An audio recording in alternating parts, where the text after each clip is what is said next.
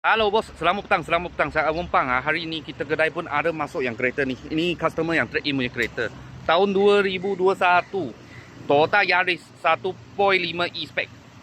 Okey, kereta ni yang customer trade in punya kereta lah. Harga jual 56,800. Cat masih original lagi ya, masih original lagi. Mileage dia 60 lebih aja. Boleh nampak ada batu kena sikit-sikit. Lepas tu engine dalam accident free. Okey, semua cantik. Lepas tu dia punya engine sudah baru 2 VVTi, lepas tu CVT gearbox. Dia punya molek pun original, semua original lah. Dia punya cermin tahun 2021. Kereta ni tahun 2021, ngam.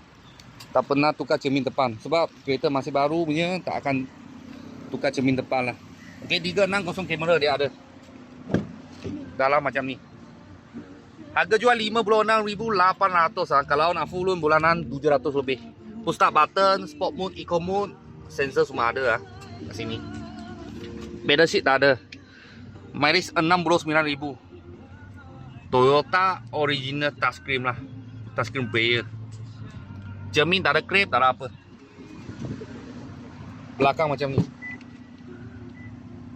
Ya, semua serupa macam baru lah, macam baru. Tahun 2021 tahun 2021 Toyota Yaris 1.5 auto. Harga jual 56,800. Kalau loan bank bulanan 700 lebih. 700 lebih boleh tapak yang kereta ni. Sebab ini kereta saya tahu, saya ada tadi saya tengok habis. Accident free. Okey. Original cat lagi. Kalau bos-bos dan kawan-kawan saya tengah cari satu Yaris hatchback. Lima minyak, lepas tu cornering saya ingat baik sikit. Kita sini ada sebiji. Kalau ada apa murah-murah kita, saya akan video lagi. Thank you bos, thank you.